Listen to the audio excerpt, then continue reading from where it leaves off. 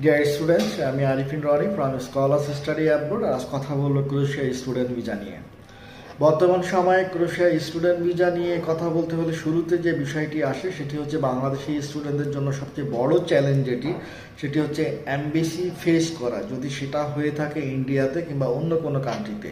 ক্রোয়েশিয়ার ব্যাপারগুলোতে কিন্তু সেই বিষয়টি থাকছে না।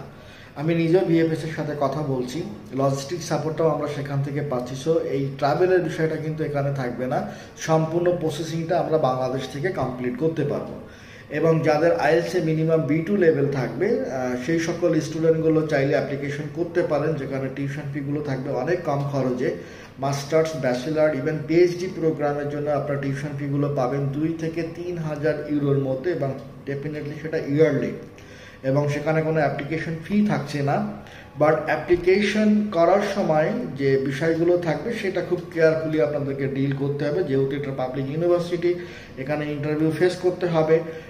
ইন্টারভিউগুলো খুব বেশি আকারে কঠিন হয়ে থাকে এমনটি না, জাস্ট বেসিক কিছু কোশ্চেন থাকে, বাট সেখানে আপনার ইন্টেনশনটা ক্লিয়ার করতে হবে।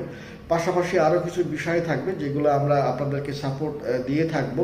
এবং আরও একটি বিষয় হচ্ছে, যখন অ্যাপ্লিকেশন কমপ্লিট হয়ে যাবে, ইন্টারভিউ কমপ্লিট হয়ে গেল, যখন আপনি আনকন্ডিশনাল লেটার পেয়ে গেলেন, তখন আপনাকে সার্টিফিকেটগুলো রিকগনাইজেশন করে নিতে হবে, যেটি সাপোর্ট আমাদের পার্ট থেকে সম্পূর্ণ থাকবে, এবং সেটি definitely free of charge. So আপনারা চাইলে অ্যাপ্লিকেশন করতে পারেন 2025 সেপ্টেম্বর ইনটেকের জন্য। যারা অ্যাপ্লিকেশন করছেন কিংবা আগামীতে যারা অ্যাপ্লিকেশন করবেন, সবার জন্যই শুভকামনা। সো এই বিষয়ে যদি কোনো কথা থাকে, আপনারা ডেসক্রিপশন বক্সে ডিটেলস দেওয়ার চেষ্টা করব আমি, কিংবা হোয়াটসঅ্যাপ নাম্বার থাকবে, কল করে জেনে নিতে পারেন, কিংবা আমাদের অফিসেও ভিজিট করতে পারেন। সো দেখা হচ্ছে আগামীতে নতুন কোনো টপিকস নিয়ে। ভালো থাকবেন। আসসালামু আলাইকুম।